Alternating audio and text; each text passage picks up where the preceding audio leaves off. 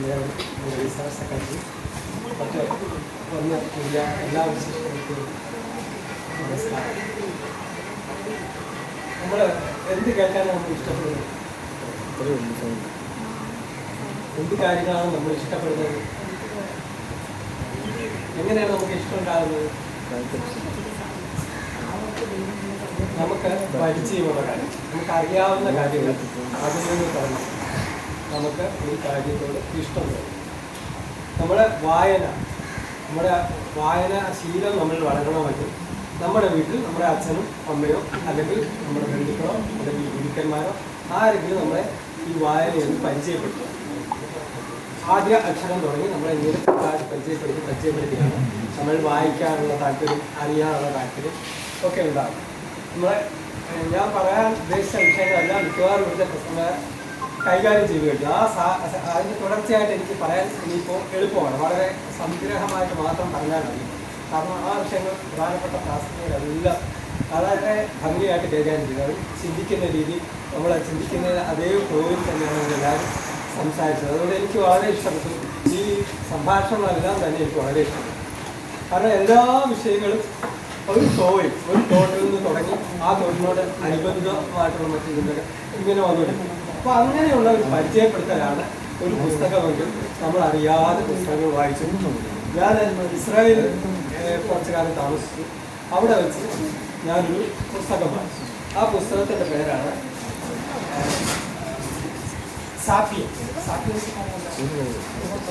Homo sapiens എന്ന് പറഞ്ഞാൽ മനുഷ്യർ, ഇന്നുള്ള മനുഷ്യനാണ് ഹോമോ സാപ്പിയൻസ്. വേറെ ഏതെല്ലാം മനുഷ്യരുണ്ട്? Australopithecus ഉണ്ട്.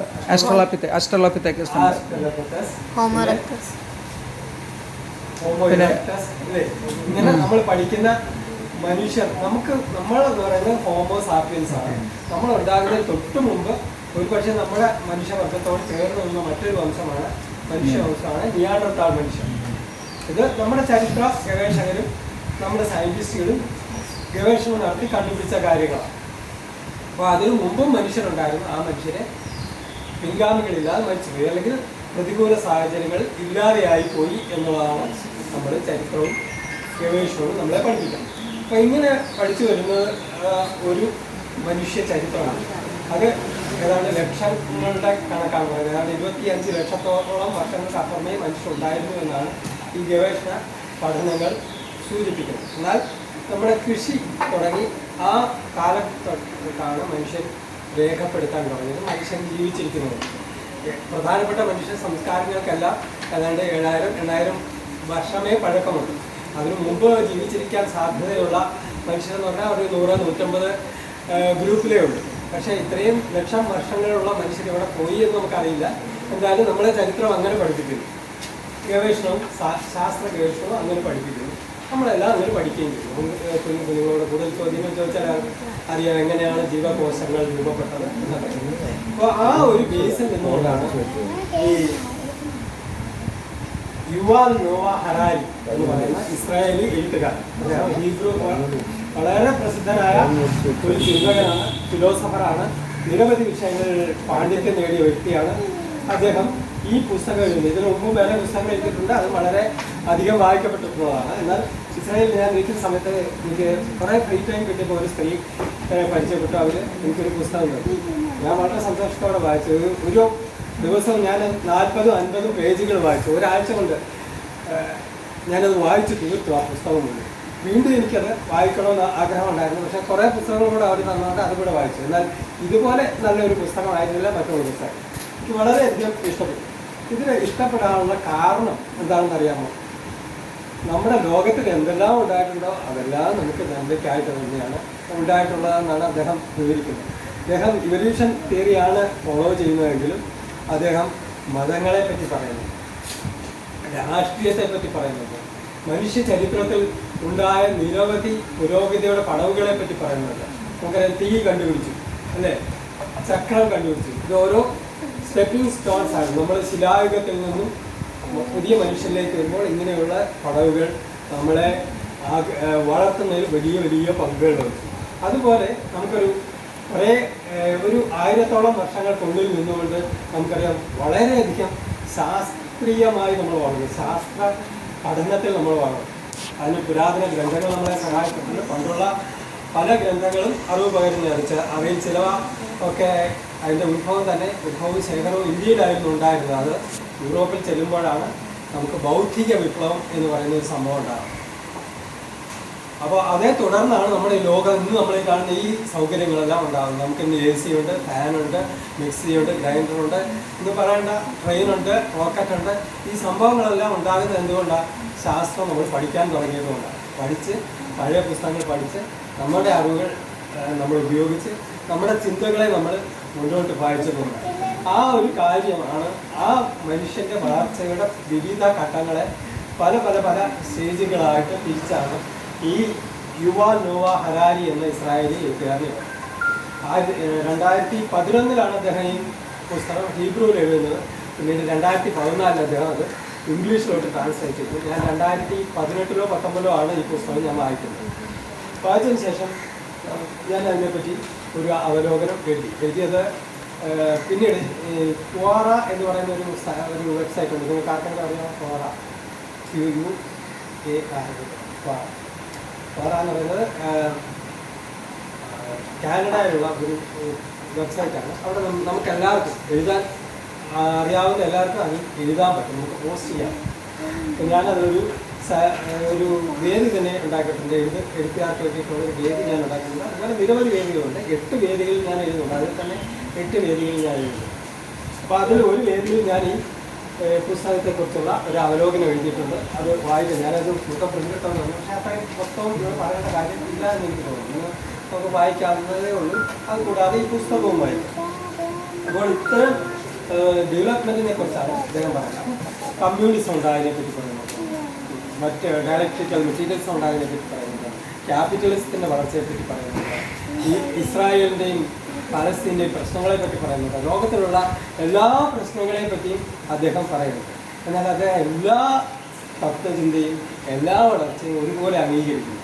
അതുകൊണ്ടാണ് അതിന് വായനക്കാർ വളരെയധികം ഉള്ളത്.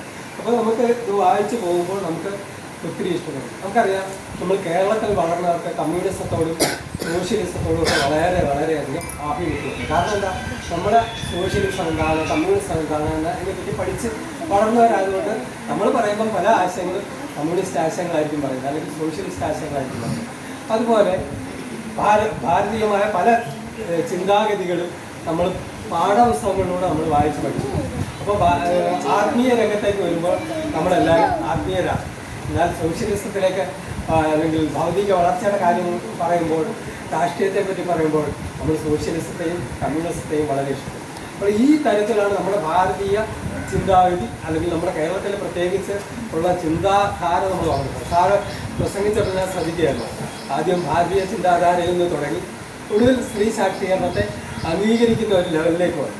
അപ്പോൾ ഈ 2 സാധനം നമ്മൾ വായിക്കുന്നുണ്ട്. ഭാരതീയ ചിന്താധാരയും വായിക്കുന്നുണ്ട്, നമ്മൾ ഈ സോഷ്യലിസത്തെ പറ്റി വായിക്കും. അങ്ങനെ എല്ലാ ധാരകളെയും ഉൾക്കൊള്ളുന്ന ഒരു പുസ്തകമാണ് ഈ പുസ്തകം. ഏതാണ്ട് 600-ഓളം പേജുകളുണ്ട്. ഒരാഴ്ചക്കുള്ളിൽ ഞാനത് വായിച്ചു തീർത്തു. കാരണം അത്രയും എനിക്ക് ഇഷ്ടപ്പെട്ട എൻ്റെ മനസ്സിനോട് ചേർന്ന് നിൽക്കുന്ന ആശയമാണ്.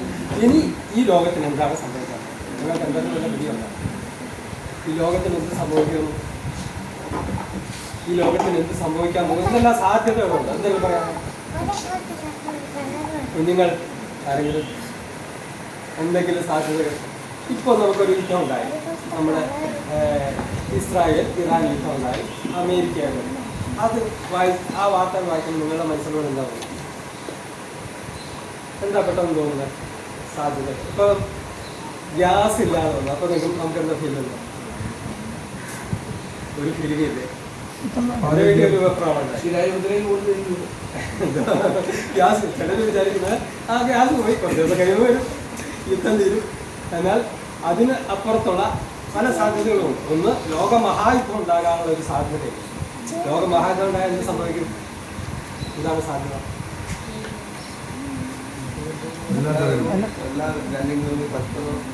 എല്ലാ രാജ്യങ്ങളും കൂടെ പരസ്പര യുദ്ധമാവും. ഭൗതികമായി വലിയ നാശം, വളരെയധികം നാശം ഉണ്ടാവും. അതുകൊണ്ട് എന്താ സംഭവിക്കുക?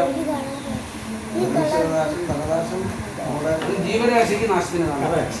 ജീവരാശിക്ക് തന്നെ നാശത്തിന് കാരണമാകുന്ന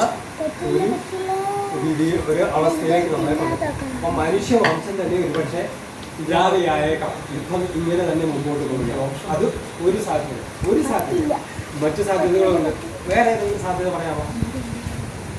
വേറെ ഏതെങ്കിലും യുദ്ധവുമായിട്ട് ബന്ധപ്പെട്ടല്ല, അല്ലാതെ തന്നെ ലോകത്തിന്റെ വേറെ ഇനി മുമ്പോട്ട് പോകാനുള്ള സാധ്യത. നമ്മുടെ നശീകരണത്തിൽ കൂടി പ്രളയം ഉണ്ടാകും, പ്രകൃതി നശീകരണത്തിൽ കൂടി മാനുഷികമായിരിക്കുന്ന എല്ലാ കാര്യങ്ങളും. അതെ, പലതരത്തിലുള്ള പ്രകൃതി ക്ഷോഭങ്ങളുണ്ടോ, അല്ലെങ്കിൽ ഇപ്പം പറയുന്നത് കാലാവസ്ഥാ വ്യതിയാനങ്ങളുണ്ട്, സൂര്യന്റെ താപം കൂടുന്നുണ്ട്, അല്ലെങ്കിൽ നമ്മുടെ ഭൂമി വേറെ എങ്ങോട്ടൊക്കെ യാത്ര ചെയ്യുന്നുണ്ട്, ഭൂമി നശിച്ചു പോകാനുള്ള സാധ്യതയുണ്ട്. മറ്റൊരു വേറെ പോസിറ്റീവായിട്ട് ഏതെങ്കിലും ഒരു സാധ്യത പറയാമോ? നമുക്ക് ഒരു ദൈവമായി മാറാനുള്ള സാധ്യത. നമ്മളിപ്പം ദൈവത്തെ പറ്റി പറയുന്നത്, എന്നാൽ ചിലർ ദൈവത്തെ ക്ഷേധിക്കുന്നുണ്ട്, ദൈവമൊന്നും ഇല്ലാന്ന് പറയുന്നത്. സാറ് പറഞ്ഞതുപോലെ പ്രപഞ്ചത്തിന്റെ ആത്മാവാണ് ദൈവം. അതാണ് ആത്മീയമായി ദൈവം എന്ന് പറയുന്നത്. അതിനപ്പുറത്തൊരു ദൈവം നമ്മൾ ആരാധന ആവശ്യപ്പെടുന്ന ദൈവത്തിനേക്കാൾ സാധ്യതയുള്ള ദൈവം എന്ന് പറഞ്ഞാൽ പ്രപഞ്ചത്തിന്റെ ആത്മാവ്.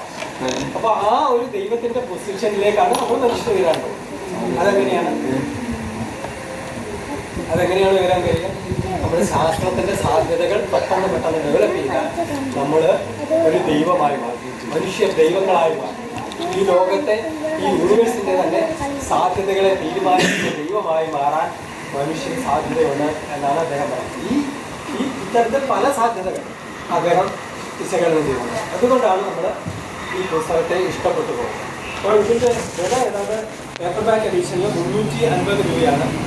അതിൻ്റെ വേറെ എല്ലാം കൂടി എഡീഷൻസ് ഉണ്ട്, 650, 800 എഡീഷൻസ് ഉണ്ട്. ഇത് നമുക്ക് വായിക്കാം. ഞാൻ ഇതിൻ്റെ മോനെ ഇപ്പോൾ നെറ്റിൽ സെർച്ച് ചെയ്യുമ്പോൾ പല കാര്യങ്ങൾ പഠിച്ചുകൊണ്ടിരിക്കുമ്പോൾ അതിൽ വരുന്ന ഒരു ബുക്കിൻ്റെ പേര് ഇതാണ്. അപ്പോൾ ഞാൻ പറഞ്ഞു ഞാനിത് വായിച്ചിട്ടുണ്ട്, അതിൻ്റെ സമ്മറി ഞാൻ പറഞ്ഞിട്ടുണ്ട്. സമ്മറി നമുക്ക് കിട്ടും, നെറ്റിൽ കിട്ടും. സമ്മറി പല പേജുകൾ കിട്ടും, പല വീഡിയോസ് കിട്ടും. ആ വീഡിയോസ് ഉപയോഗിച്ച് നമുക്കറിയാം കുട്ടികളൊക്കെ ഇപ്പോൾ റീലേ കാണുന്നുള്ളൂ, റീല്, ഫേസ്ബുക്ക് അങ്ങനെയൊക്കെ കാണാം. അപ്പോൾ അതിന് ആ ചെറിയ ബ്ലോക്കുകളായിട്ട് നമുക്ക് കിട്ടും. കുറച്ച് ആശയങ്ങളായിട്ട് കുട്ടികൾക്ക് വായിക്കാം. അവർക്ക് അത് പരിചയപ്പെട്ടാൽ അവരത് കേട്ടിട്ട് പഠിച്ച് അതിനെക്കുറിച്ച് ചിന്തിക്കാനുള്ള ധാരാളം സംഗതികൾ ഈ കോഴ്സിലുണ്ട്. അപ്പോൾ ഈ പറഞ്ഞ ആശയങ്ങളെല്ലാം നമ്മുടെ മനസ്സിൽ തന്നെയുണ്ട്.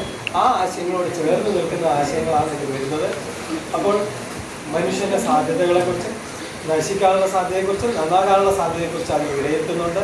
ഇപ്പോൾ നമ്മൾ ചിന്തിച്ച് പറഞ്ഞ പോലെ സാറ് റിയാക്ട് ചെയ്തു ഒരു ഡോക്ടറുടെ പ്രവർത്തനത്തെക്കുറിച്ച് എനിക്കറിയാം, ആ ഷാ ഡോക്ടറെ നേരിട്ടറിയാം. സാർ പറഞ്ഞ ആ ഒരു അഭിപ്രായത്തോട് ഞാൻ വളരെ യോജിക്കുന്നു. അദ്ദേഹം നല്ലൊരു മാനേജറാണ്, നല്ല ഡോക്ടറല്ല. ആ ഒരു കാര്യത്തിൽ ഞാൻ യോജിക്കുന്നു. അതുകൊണ്ട് നിങ്ങളെല്ലാവരും എല്ലാം കാണുന്നുണ്ട്. നമ്മുടെ ആ ഒരു ഏജ് ഗ്രൂപ്പിലുള്ള ആളുകളെ നല്ലപോലെ വിലയിരുത്തുന്നുണ്ട്. പക്ഷേ ഇത് നമ്മുടെ കുഞ്ഞുങ്ങളിലേക്കും ഈ അഗ്നി പകർന്നു കൊടുക്കണം, കൈജലമൊക്കെ പകർന്നു കൊടുത്തിട്ട് കുഞ്ഞുങ്ങൾ പഠിക്കണം, റിയാക്ട് ചെയ്യണം. നല്ല കുട്ടികളുണ്ട്, പക്ഷേ ഇതുപോലൊരു വേദി നമ്മൾ സൃഷ്ടിച്ച് ആ കുഞ്ഞുങ്ങളെ വിളിച്ചു നിർത്തി ഒന്ന് പഠിപ്പിച്ച് ഒന്ന് ചിന്തിക്കാൻ പ്രേരിപ്പിച്ച് ഈ മാർക്കിന് വേണ്ടി സാധാരണ ജോലിക്ക് വേണ്ടിയുള്ള നെട്ടോട്ടം, മാർക്കിന് വേണ്ടിയുള്ള നെട്ടോട്ടം ഇത് മാറ്റിയിട്ട് കുഞ്ഞുങ്ങളെ ഉപകാരപ്രദമായ വിദ്യാഭ്യാസം, ശരിയായി ചിന്തിക്കാൻ, സ്വതന്ത്രമായി ചിന്തിക്കാൻ, പ്രവർത്തിക്കാൻ നമുക്ക് വേണ്ട ഇടമുണ്ടാക്കാം. നമുക്കും മറ്റുള്ളവർക്കും വേണ്ടി ഉള്ള ഇടമുണ്ടാക്കാനാണ് കുട്ടികൾ പഠിക്കേണ്ടത്. 21st സെഞ്ച്വറി ലേണിംഗ് ഡിസൈൻസ് എന്ന് പറയുന്ന ഒരു സംഭവം. ഇത് മൈക്രോസോഫ്റ്റുകാരാണ് ആ ഐഡിയ കൊണ്ടുവരുന്നത്. ആ ഐഡിയയിൽ വളരെയധികം നല്ല ആശയങ്ങളുണ്ട്. അപ്പോൾ നമ്മുടെ കുഞ്ഞുങ്ങളെ എങ്ങനെ പഠിപ്പിക്കണമെന്ന്. പക്ഷേ 21st സെഞ്ച്വറിയിൽ കുറേ വർഷങ്ങൾ, നമ്മൾ 25-26 വർഷങ്ങൾ കഴിഞ്ഞു. എന്നിട്ട് നമ്മൾ ലേണിംഗ് ഡിസൈൻസ് നമ്മുടെ കുട്ടികളിലേക്ക് കൊടുക്കുന്നത്. നല്ല വിദ്യാഭ്യാസ രീതികളുണ്ടാകണം. ഇതുപോലെ വായിക്കാനും, പുസ്തകങ്ങൾ വായിക്കാനും, ചിന്തിക്കാനും, എഴുതാനും, അവർക്ക് പ്രതികരിക്കാനുമുള്ള അവസരങ്ങളുണ്ടാകണം. കുട്ടികളെ പങ്കെടുപ്പിച്ച് കൂടുതൽ ഇതുപോലുള്ള പ്രോഗ്രാംസ് നമ്മൾ ഉണ്ടാക്കണം എന്ന് പറഞ്ഞുകൊണ്ട് എൻ്റെ ചെറിയ പുസ്തക പരിചയത്തിൽ നിന്ന് നിർമ്മിക്കുന്നു.